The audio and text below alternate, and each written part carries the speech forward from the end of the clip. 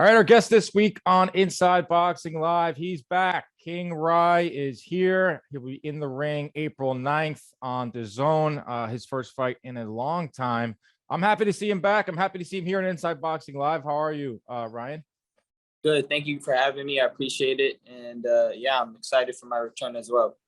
Yeah, I think the whole boxing world is excited. I feel like anytime you say anything, it turns into a headline. I think that's a good thing. It could be perceived as a bad thing, but to be cared about is important one way or another in the boxing world. And I put out a tweet that's saying that I am simply excited to see Ryan Garcia back. I'm hoping he has a long, fruitful career. And it just some positive comments, some negative comments, which I'm sure you're very aware of. But first off, I got to tell you this story. So I'm doing this from my apartment, and in the lobby of my apartment, they're redoing it. So it sounds like World War III down there. They're jackhammering. So I go down there and I just tell them, hey guys, is it possible if you could stop from for a half hour? Because I do a boxing podcast. And the guy's like, well, who are you interviewing? I said, Ryan Garcia.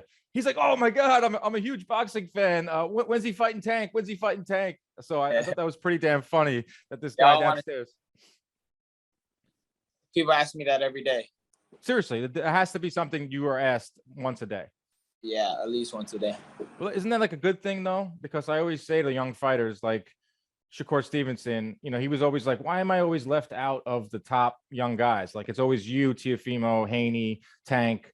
But like for a while, Shakur was left out of it. I was like, yeah, that's because you don't have like a natural rival. Like it's pretty clear you and Tank have something brewing. So I think that's a good thing. Oh, it's most definitely a good thing. It's good. It's good to know that you have a super fight that you could make, and I know that that's possible. So it's a comfortable feeling because you know that at the end of the day, you make that fight, you're good. What's going on with Canelo? I know he had some things to say. That was a while back, but how's the relationship with the big bro? It's great. I mean, he said those comments. Well, I don't know how long ago exactly, but he just pretty much told me that it was just coming from a good place in his heart, and he was just trying to motivate me. Told me that after the Plant fight, right, that he didn't mean anything bad. He didn't have no bad intentions, which I didn't think he did. But I mean, from what he said, that's probably true. But I wasn't motivated because I was going through a hard time, and I was obviously in a very dark place. So wasn't in the gym. It's because I couldn't bring myself to do anything at those moments. But hard worker, and I've been working since I was 7 years old. Never took a year off, and I just, I know who I am, so it's all good. Yeah, I think coming from Canelo, it means more. It's like, like he's not mad. He just like wants to see you reach your highest potential. If anything, I would be like, wow, he thinks enough of me to spark something. Definitely pulled me aside and said, like, he's told me things that mean a lot to me. He's pulled me and said that he sees something in me that he doesn't see ever, and that I'm probably one of the most talented people you've seen, like in front of him. And he just wants me to be the best I could be because he doesn't want it to go to waste. And of course, I do have a lot of potential, and I know I'm going to be great. I think that time I took off was just a time so I don't make a mistake. Right. I won't make those. They'll try to push through it, right? And like, I handle everything. Before they're acting out, or they're making some big mistakes outside the ring that they could have helped themselves before that happened. It's just I just chose to step up and before anything bad happened. No, I think it's a smart move. I was a big supporter of it. I was disgusted, and I wasn't surprised by some of the comments that day when you made the announcement that your one wouldn't be fighting. I think it was Fortuna. And man, it was like I said, not surprised, but just like, really, is this what we're going to do to one of our best young stars? With boxing fans, it's not like a different sport. Boxing fans should root for these young guys, so the health of the sport is there. I think boxing fans are out of touch with society in a way. I think we're all coming together to fight against mental health and to really let it be open to a lot of people, because a lot of young men it's hard for them to talk about their feelings, and actually suicide is actually more common in young men and men actually. because everybody's saying you got to be tough, you got to be a certain way, Right. that. So boxing fans, they didn't really get behind me. But at the end of the day, I didn't do it for them. I did it for myself, and I did it for people that might need help. Coming out like, yo, I got issues right now, and I might need some help. Some professional, which I got, and I'm at a way better place than I was, and I feel so much focused. I just feel focused and just fresh. That's awesome. That's great, man. I'm happy to hear that. And I'm sure you probably saved some lives. I mean, you have a huge platform. You probably get messages all the time. That's a great thing. And I was in support of it. And I put out a video saying we need to rally around Ryan Garcia right now, not, throw shade, not, end this stigma that mental health. I mean, everyone suffers from it here and there. Obviously, I'm not stepping in a ring for entertainment and getting into fights, but I do live television. There's a lot of anxiety that comes with that. There's a lot of just general nerves of everyday life, especially the last 2 years. You don't even have to be in the showbiz to really relate. Right. Anybody, Exactly. going to work or pressure, just in an everyday life situation, things go on in people's lives. So I think it was a chance for us to really, a boxers coming out with mental health issues. I think it was a time to maybe, let's get all the support we could get. But, I'll just be a pioneer. So hopefully one day, I'll get behind the next kid that wants to deal with this. And I am working towards it. I'm shooting a Snapchat series on mental health. I'm talking to a lot of athletes, influencers, and just everyday type of people just to, push that movement. But, it was kind of hard for me to hear people just come at me constantly about it. There was really no love. I never had love, obviously from a lot of other people, my fans and whatnot, but I'm talking for like the general boxing fans. Yeah. I didn't get that type of support. But like I said, it's all good. And it's weird, but it's like not surprising because boxing are ruthless, Right. It's not surprising. Like I remember one of the most outspoken was Lou DiBella, who is a big advocate for mental health, a big advocate for suicide prevention. I work with him all the time, and he's a close friend of mine. He spoke out in your support too. So there were some, but there were obviously, I don't want to highlight all the jerks out there, negative people out there. There were some in the media too that I was surprised by. People with decently big platforms didn't understand. Were you surprised? I think we know who you're talking about, right? Yeah, I'm definitely surprised at Steve Kim and Mario Lopez and all those guys that just wanted to pounce on the moment when I was kind of having a bad time, which is, it just shows kind of their character and how they see things. They think things are jokes when some things are not jokes. And what can I say? Like, that's just who they are. It was ignorance, bro. It was ignorance. It was they didn't even understand what it meant. Like, and he made a comment like, "Oh, isn't it just like getting a headache, or isn't it just having a bad day?" I was listening to it and I was like, "Is this for real?" Like, Mario Lopez should know better. Steve Kim, maybe not. Maybe just do a little bit more research before you think you know what it is, because that's the same comments that makes people not want to talk about it. It's like, oh, I'm just happy. Right? Okay, why does it feel like that every day? Kind of like, it was ignorant to say, but I have no hard feelings. I've squashed it with Mario. He's always coming at me for whatever reason. That guy's he's kind of went off the deep end a little bit, but whatever. I don't want to talk about him on this show, but I'm glad you squashed it with Mario. I think he could be an advocate for a lot of things, especially in the boxing world. All right, let's change things up. Let's talk about your big fight coming up this April. I mean, when you were going through all that, did you honestly think like maybe like I may never fight again? Did you ever think that April 9th would happen, which so happens to be when we're recording this exactly 2 months away? Yeah. And I was deep in it. I didn't think I was going to live. I was so impressive, and I went to bad habits. I started drinking, and I never drink ever, but I was getting drunk all the time. I wanted to kill myself at one point. I was so paralyzed in my mind. I couldn't get out of it. Like, if I could explain it in like English words in a way that could explain the torment I was feeling, I would, but I can't. It's just so bad and so intense that I thought maybe I just rather just not be here, because I can't do it. I love, and I watch people fight, and my competitive spirit's still there, but for some reason my mind can't get it together. So I didn't understand what was going on. So I needed professional help. I got it. I feel great. And I know the things that caused it. You know, it's obviously stress management. I was taking on a lot of things at all myself, and I didn't really have people in place to help take that off me. Right. And especially the type of highs I would go into, because the fight, it'd be crazy, you know, all the attention and everything just coming at you at once. I can't imagine, man. I can't imagine. How old are you now? 23. Jesus. When I was 23, man, I was up to no good. I didn't have 10 million followers. I wasn't a professional athlete. I mean, you did what any one of these guys that criticize you every day would do at that age with that type of money and the type of attention. Yeah, I mean, I think you put into good words there.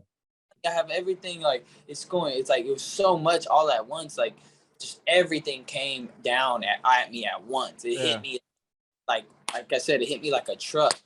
And like, I feel like it catches up. Like, this happens to me sometimes. Like, I feel like it's like everything catches up at once, and all of a sudden it hits you all at once.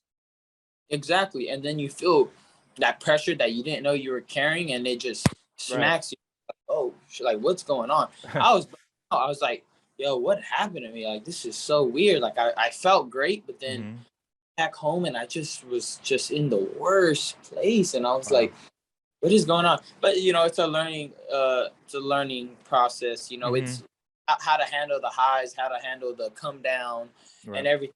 Because, you know, nobody was ever a professional athlete in my family, so nobody really had experience in this you know, atmosphere. Life, man. And boxing too doesn't help. I mean, it is the loneliest sport. I mean, one day you're up high, one day you're low. Look at Teofimo Lopez, your counterpart. I mean, a guy that when you came out and said, I'm going through some stuff, he put out a nice message about you. And, you know, he's not exactly like coming out and saying that he's having issues, but he is posting some stuff that's raising eyebrows. And, you know, have you spoke to Teofimo? Do you have a message to him? I know he's going through some stuff right now. I haven't really talked to Teofimo, but I should probably shoot him a message and see, you know, how he's doing. I definitely seen the things that he was posting, which is pretty alarming. And that's probably what he was dealing with before the fight. You know, it's just that maybe he should have just took some time to really, you know, like I said, regather yourself before something like that happened. You know, I personally don't think he should have lost that fight. You know, if he was in a better mindset or something, you know, he probably would have won that fight. But that just goes to show you that mental health is important, and the mental game is probably the most important thing going into the boxing ring. Damn right. And he's gonna be good. I think once he figures everything out, whatever he's going on, you know, he'll be able to reestablish himself, because he's a talented fighter. He's, you know, he has good power, good speed, and all that. So I think he'll regather himself. But I wish the best for him.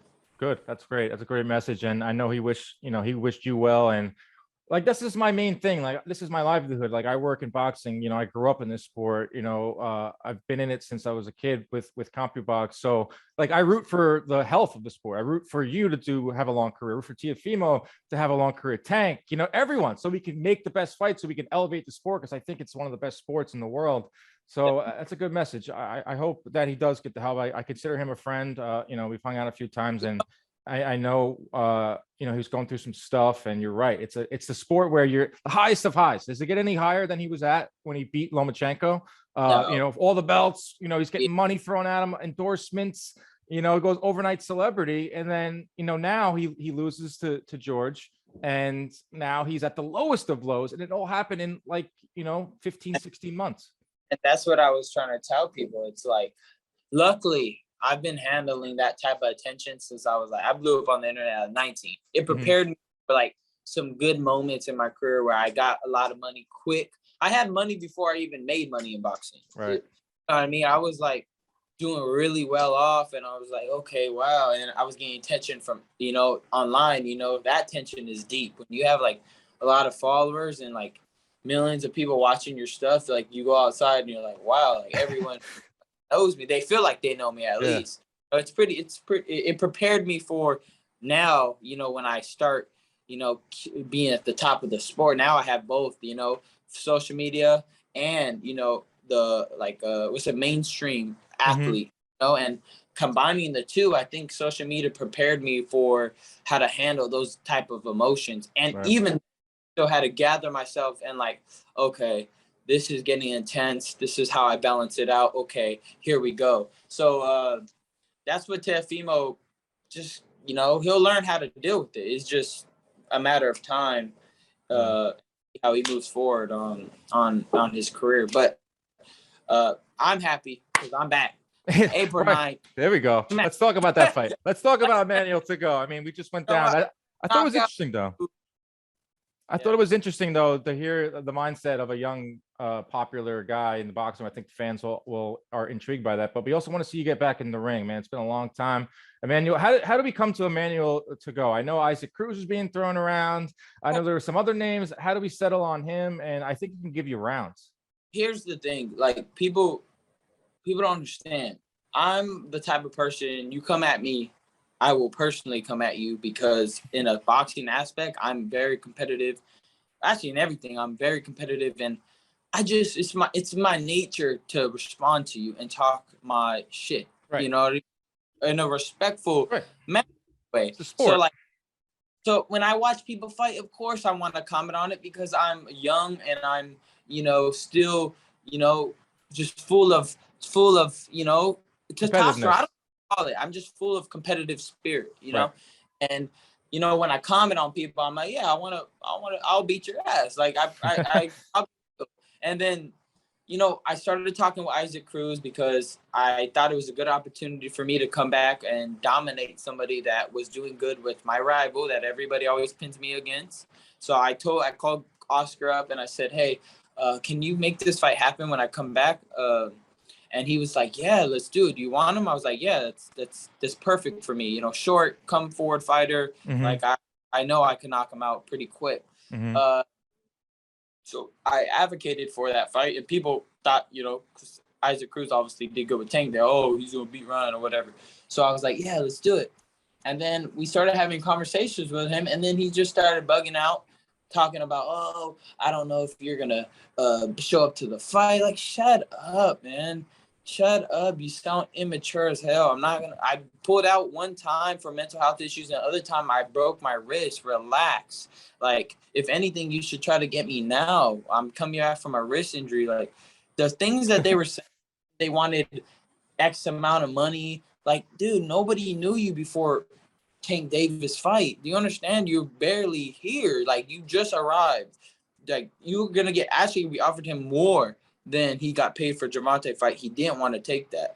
So it was on him. And now he's kind of irking my nerves, just trying to talk this mess. So I probably will knock him out after this one. Nah, I'm just kidding. I'm going for Well, yeah, what are you going for? I mean, how many fights do you want to have this year? It's just when I knock Isaac Cruz out, or should I even knock Isaac Cruz out? It's going to get to that point. Like, dang, Ryan already beat this guy. Should I even knock him out? Probably not. Well, going back to this whole negotiation and like kind of like going back to some of the criticisms you get from fans, do you kind of like understand maybe a little bit where it's coming from? Because like obviously you brought up your hand. You can't do anything about that. Fighters break their hand all the time. And then one time pulling out for the mental health issues that we just illustrated. Do you kind of like and those are valid reasons. Don't get me wrong, but do you kind of like understand like a little bit where some fans might be like, oh, he's just not dependable, or he's just going to pull out again? The only thing I could understand from the boxing fans when it comes to that is all the fights that I thought were going to happen. I said, because I was naive, because I was told a lot of things, and I've learned that, and I won't announce a fight before it's actually like Pacquiao done. Did you learn? Was that a learning lesson? That was a strong learning lesson. And I take full responsibility, because I shouldn't have posted a fight poster when it wasn't done yet. And I just wanted to see how fans would react. Obviously, it got over 1 million likes on the fight poster. Yeah, I reposted. I fell for it. I reposted it. Hey, but the thing is, though, that fight was actually was really trying to get made. Like, I FaceTime Manny Pacquiao. He wanted to do it. Everyone wanted to do it. Yeah. It fell through because the guy that wanted to fund it was just a lunatic. He was literally I think he's losing it a little. I'm not gonna say names, but yeah, he had a lot of crazy ideas, but he was going off the rails. Mm-hmm. And he couldn't, whatever he was saying was a lie. So it wasn't going to get funded the way I thought it was. Right. But I take full responsibility. I shouldn't have posted the fight poster. I was just excited. You know, I was still, I mean, I'm still young, so I was excited. Dude, you thought you were going to fight Manny Pacquiao. Like, I would have done the same thing. I was in negotiations to fight Tank, but at the time when I got offered that, I'm like, oh my gosh, this is amazing. Like, I look up to this guy. I like how he fights. I think I know I could beat him. Like, I see shots I could land on Manny Pacquiao. Like, I should do this. Like, oh my, this is crazy. Like, if I beat him, this will be a legendary moment. Like, I was so excited. And probably more money than Tank too. Way more money than Tank. And, you know, it's so exciting because I really wanted it to happen and it didn't happen. Then when I tried to go back to the Tank fight, Tank said, fuck you. And I'm like, all right, whatever. I get it. Like, I wasted some time on you guys, but they weren't trying to make a real deal, to be honest. They were just kind of just testing out the water, seeing where we're at, seeing if they could get more on me. You know, they're supposedly a bigger star when they're not. But, you know, I don't want to deal with those problems. I know that I bring, you know, he could try to make a pay-per-view with somebody else, and I guarantee he's not going to do well. The only pay-per-view that's going to do well is him and myself. I agree. So at the end of the day, you have to come up with a great deal that works for both of us. And no, you're not a bigger the star than me. Do not say that. So I'm probably more of a star than you, but you won't admit it. So I'll suck my ego up and say 50-50. That was going to say, I was like, would you be, in order to make the Tank fight, would you be willing to, like, all right, you can come in the ring last, or you can get maybe a bigger split, or, you know, not a huge difference. Would you make concessions? Yeah, I could do, look, if to make that fight, I would definitely, you know, on some stuff, suck it up and be like, oh, shit, okay, all right, we'll give you that. I won't be like Maidana, not using the gloves I want. He won't make me do that. You can use no boxing in low life. I will use no boxing in low life. That type of stuff, no, he won't get on me. But the other stuff, the stuff that you need to make a fight, you know, the splits, the this, that, and the other, because you know, the money stuff. 50-50, even though I should probably deserve a little bit more, but I will definitely take, you know, 50-50. That's probably the lowest I'll take. Well, he does great gates, though. I don't care what he does. But that's something that they're going to bring to you and show you. Like, they have tangible, you know, numbers. Have a gate, because when I fought my fights, I had all COVID capacities. And I sold out every COVID capacity. We're going to see when I go to San Antonio how well at the gate or whatnot. But I know that, you know, it's going to do good. I mean, my fans go crazy. And I know that I've sold out every place that I could sell out. Anaheim, the Honda Center. Yeah, that's the one that I point to. That Valentine's Day one was like 10,000 on a Friday night. I mean, that was pretty damn good against, you know, relative. I wouldn't say no name, but not you weren't fighting like Tank Davis. But yeah, man, everyone wants to see that fight. They want to see it happen. I mean, imagine if I fought Leo Santa Cruz. I would do great numbers. Like, Leo is known in the community where I live, and you know, a lot of boxing fans know him, but I wouldn't fight him. He's too small for me. As you see, Fonseca was too small for me. Tank is actually too small for me. I'm gonna find out real soon. Yeah, you're pretty tall. I mean, we've done interviews in person. Like, you know, I could see you filling out to like 147 one day. You know, Tank is a smaller guy, but he hits hard. I mean, the fight is everything, man. The fight, that's the fight that will transcend the sport. And I know you're up for it. Are you surprised that Tank is not even being mentioned or being involved? He's not even being floated for a Kambosos fight? No, I know that because he's not going to do it. Nobody thinks he's going to do it. Why is that? He almost lost to Pitbull Cruz. Mayweather will not. And it's not even Mayweather. It's just their format and how they want to move Tank. They want to make sure he's a star no matter what. So they're not going to, it's like low risk, you know. Tank wins by knockout, it builds his stardom, which it does. And I totally understand it. Like, do your thing. So that's why he's not mentioned. He's not really wanting to be great. You know, he just wants to make all the money he can make. And I'm not mad at it. You know, I want to make a lot of money as well. But I do want to knock people out that people don't think I'll knock out, like Kambosos and Haney and all these other guys, Lomachenko. You know, I would fight those guys because I know I could beat him. Like I know in my heart that when I step in the ring, I'm always, I don't know, I'll find something special to do. You'll just see, like, I'll find the shot that I need to do. I'll do what I have to do. Right. You know, I pressure on Luke. I'm not even a pressure fighter, but I learned how to do it against Campbell because I knew I had to do that. Mm-hmm. So I know when I step in these rings with these guys, I'm going to beat the guys. I'm going to beat Kambosos. I will knock Devin Haney out, all respect. And yeah, I mean, it's just a matter of time before I do it. Now, Tank, he'll fight me. Want to know why? Because he's gonna make him a lot of money, and he thinks he could beat me. Well, that's what I butt heads with Tank fans. I butt heads. Leonard Ellerby has it out for me for some reason. Constantly retweets me when I say anything about Tank Davis. But I love Leonard Ellerby. So do I. I think he's a character, but like I'm allowed to criticize Tank. He has temper. He has temper issues. Come on, Leonard. Calm down a little. He's quick on Twitter. He got Twitter fingers for sure. He's got like rabbit ears, but for Twitter, like he'll retweet everything. He's just constantly on Twitter. And I didn't even say anything that bad. I said, Tank they have their own formula and it's clearly working. Like, they're selling out arenas. He's winning these fights. I mean, he's doing good gates, doing decent pay-per-view numbers for what today's market is considered decent. But you're going to come to a time where he's going to have to fight someone. He's older, well older than you and Haney and all of them. I mean, he's not a prospect anymore. He's not he's been around for a while. And, just simply stating that, it gets them upset. But like you said, like we understand why they're doing that. It makes sense. Like it's good. That's great. He can sell out arenas and he can make a lot of money. But I think it's going to come to a head soon where he's fighting probably Rolly Romero next in June. And then he won't fight again until December. And then that's another year where he'll be like 28 or 29 soon. Yeah, he wastes a lot of time. And what's crazy is like people are so hard on me when it comes to like not fighting anybody, but like really hard on Tank. I mean, as in the general public. For some reason, I go look at all my comments. Who the who you fighting? You don't. Oh, you are shit. Yeah. You're not. You're a seed fighter. You're this. You suck. Yeah. Fuck. What? Fight. Campbell or something. Like, imagine that. That might not go too well for him. That range, the little, strength. Oh, obviously Campbell's retired, but I'm just saying that fight probably would have gave Tank a lot of problems. That fight was crazy, man. Your fight with Campbell was like a movie.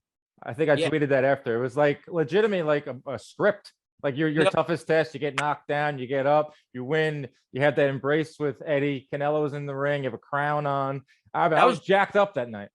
Yeah, it was definitely a movie. Like, you're not gonna find a lot of moments like that for sure. That was pretty cool. Right. People are like, he got knocked down, but I was like, okay, you realize this is a fight, right? Like, we're still in this like Mayweather thing where if you lose a round or you look bad for a moment, you realize most legends have got knocked down. Right? Sugar Ray Leonard, one of your legends, one of my favorites, who's coming on next week, been knocked down like numerous times.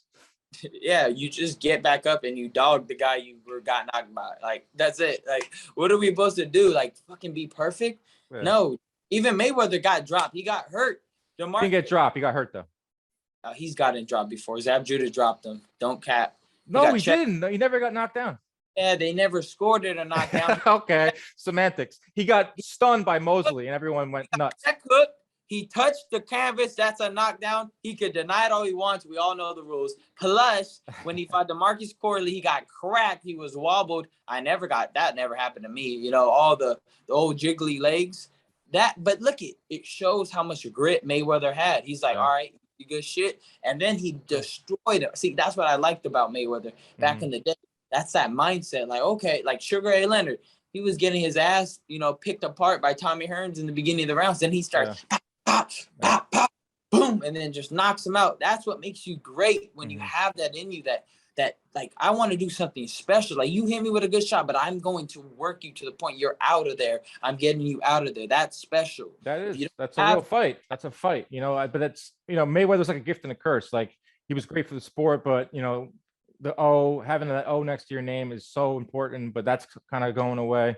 And the lightweights are interesting. What good point that you brought up before. Like, people criticize you for not fighting anyone, but you take a look at the lightweight division. Like, a lot of these guys aren't fighting each other. Like just the tweets that I get responses from. I put out a tweet about you, and it's like, well, his last fight, it was only 5,000 people there. And I'm like, well, are you explaining Ryan Garcia or are you explaining Devin Haney right now? Because everything you just said is the same thing that's going on with Devin Haney. Like, he is not a ticket seller.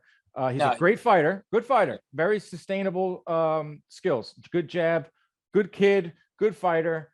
But, you know, I think these stories that are coming out are true. I know for a fact they're true. I could probably guarantee this. DAZN was probably super sad that I didn't fight Jojo Diaz, because that would have sold out everywhere. Of course. And I guarantee you their subscription base for that fight with Campbell went through the roof. I could guarantee you. Just our highlights had over 18 million views. That was nuts. Do you understand that how much that is? Like, yes, there's a reason why they want me to fight Kambosos, because the subscriptions that come in when I fight, or the viewership, probably 10 times more than. Well, it's a business, you know. That's kind of overstating. Not 10 times more, but maybe like triple. No, I know what you're saying. I know you're saying it's a business. It's called prize fighting. You know, the DAZN isn't a business. So if they're looking at you and they're looking at Haney, they're going to say, what is going to give us more subscriptions? What is going to make the biggest event so we can make back our investment on what they are paying you? I mean, this is economics 101. Like, nothing against Devin Haney. Yeah, no, nothing against Devin Haney. But I tell you this, he's not willing to put it all on the line to get the knockout, to destroy somebody like I am. He's there to win the fight. I'm winning the fight, but I'm going to put it all on the line to sleep you and land that shot to knock you out. You see, after I hurt Campbell in the 5th round, the 6th round, I come out and throw everything I had the first 30 seconds. I didn't get him out of there, but then I went right back to it, and I said, okay, I'm still going to continue to press him until I knock him out. Because if you're not willing to entertain the fans like that, nobody's going to want to watch. I promise you that. I fell asleep. Devin Haney was fighting Jojo Diaz. That was so. You were tagging him up, but why didn't you continue to hit him? You hit him, and then you move away. You act like he has power. You act like you know, Jojo was this monster. Like, just get him out of there already. It's like, I don't understand. I don't think they got that blood. I'm bloodthirsty when I'm in the ring. When I'm bloodthirsty, I hit you and I want to destroy you with every shot I could possibly hit you with. People, that's what. No, it's like you're a nice guy. You're a nice guy. Obviously, out of the ring, you got the looks, got everything going for you. But I think it's pretty clear. Like, when you step in the ring, you do go for the kill, and that's what makes you excited. That's what makes Tank exciting too. You know, he's a knockout artist. He puts it out all in the ring to get the knockout and to entertain the fans. And I respect it. I'm a fan of Gervonta Davis. I like how he fights. I like what he brings to the table. I want to fight him too, because it's going to be a special moment. I know it will be. So that's what Devin doesn't get. You can't just be Mayweather. You weren't even Pretty Boy. You didn't even have the Pretty Boy stage. You're just Money Mayweather.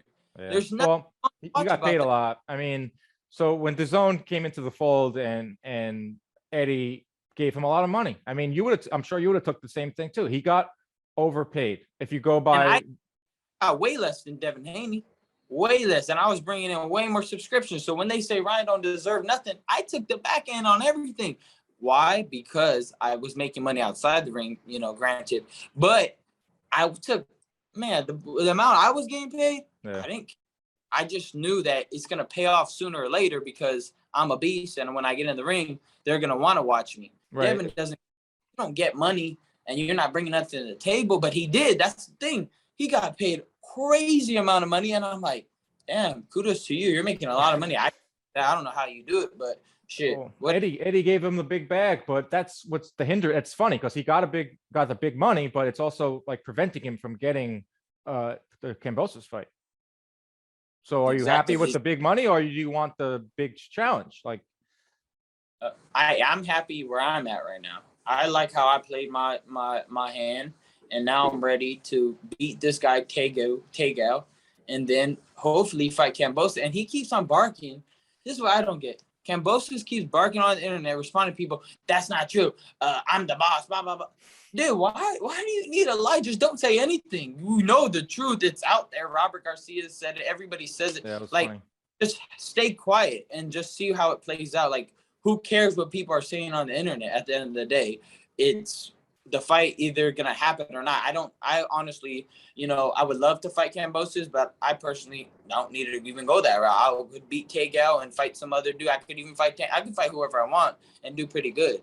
So it's like, don't lie, just let things play out how they're gonna play out. If you want to go my route, let's do it. If not, go to Lomachenko, fight Devin Haney. You could do that route. It's like, I don't get why he thinks he's trying to. It's very funny because his behavior now is very similar to what he was criticizing Teofimo for in the lead up to their fight. And I like Kambosos. I think he's a cool dude, and I gave him props. I told him a long time ago, hey man, I think you could beat Teofimo. Good luck, do your thing. He said, yeah man, if I beat him, you could have the first crack at it. I promised you. Crazy. It's literally dead, and I was cool with it. And then all of a sudden, when I say, because somebody asked me, how do you think that fight's going to play out? We're still competitors. I'm not going to be all lovey-dovey. I'm going to say I'm going to knock you out within 1 to 7 rounds because I personally think that. Yeah. Then he got all, butthurt by that. But yeah, it's funny, man. It's like, why I feel like he's saying all this now is because he is in a really good spot in terms of like, he's not connected to any network. He's a network free agent, so he can literally, like, he's in the best spot possible. He's like, it's like him and Canelo, which is nuts. Like, Canelo's a free agent, so he can literally fight whoever he wants. Like, George has all the belts. He doesn't have a network telling him you have to fight this guy or you have to fight that guy. So he's feeling it right now. He's got a whole country behind him. But that's good. It's great. It's great. But you could see, like, he's starting to say the things and behave in the ways that Teofimo did. And that's what he criticized Teofimo for. So it's kind of funny. It's just boxing. I've seen this over and over. It's the same story in boxing. Like, can't control himself. Fighters change, but the story, the narratives, and the behavior stays the same. It's funny, you get a little power. You think you're power hungry now. But don't you need that though? As fighters, you guys rely on self promotion more than any other sport. When I get the bouts, you're gonna see how I move. I'm gonna move in the shadows. Because when you're really in power, you don't talk. Well, they say real G's move in silence like lasagna. Hey, I don't have all the bouts, so I can talk all the shit I want. Yeah, but that's crazy, man. You haven't, like, yes, you have like these interim belts, and that's obviously your dream, right? Is to be the legit world champ. Of course. And I think obviously the belts are saturated right now, which everybody knows that. No, you can't argue about that. Yeah. To me, it's like the special moments in the ring is what I look forward to.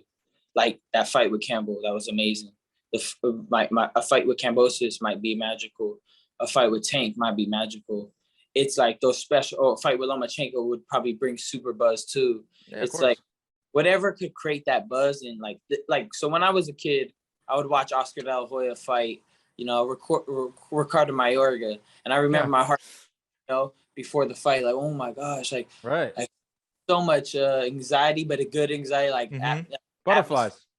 butterflies, and waiting for that bell to ring and the build up. That's what I want to bring back to the fans because they don't feel that much anymore. I know it for a fact. No, you're right. There's a void. There's definitely a void. That's why I root for you, man. Like I look at the sport as a whole. Like, we need to bring that back. Like, I'm not comparing you to Mike Tyson, but Mike Tyson is not considered the best heavyweight. He's not even in the top 10, but people mention him still to this day. He's because of what you just explained, like that feeling that he gave people when he walked out to the ring. That was a tough shoes to fill. I'm not saying that you have to do that, but that we need that back. And I'm not saying that I am that person, but I do know that I have those qualities, and I know when I step in the ring, there's always tension before that first bell rings. The same way I feel when Gervonta fights. Yep. Like, oh shit, like things are about to go down. Like.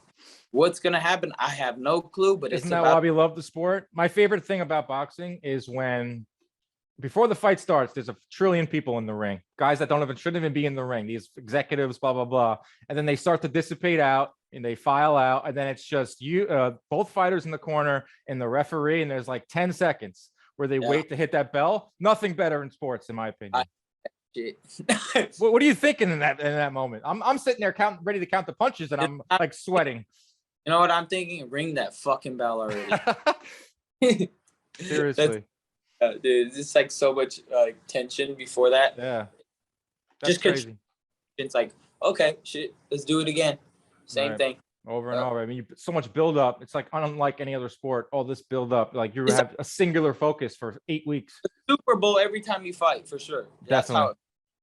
Well, yeah, it is. That's why I think it's such a great sport, and we can get it back to that. It's having as an event. Like when my friends always ask me for tickets to fights, and I'm like, and some of them have never been to a fight, and they're like, what do I expect? I'm like, expect like the craziest night of your life. Like it's not like a baseball game.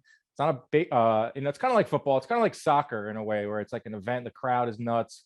It's like legitimately like fighting. It's like Roman Coliseum. Like it's like the guys are getting in there, and the crowd is into it, and everyone's dressed to the nines. Dudes that think they were supposed to box, they get drunk, and then they think they can fight anybody. Well, I had Dame Lillard on the show. I sent you the clip last week, and you know, he's a huge boxing fan. And I was like, how did you get into boxing? Like, what made you love this sport? And he said, just like everyone else, I thought I could fight as a kid. So I get into fights.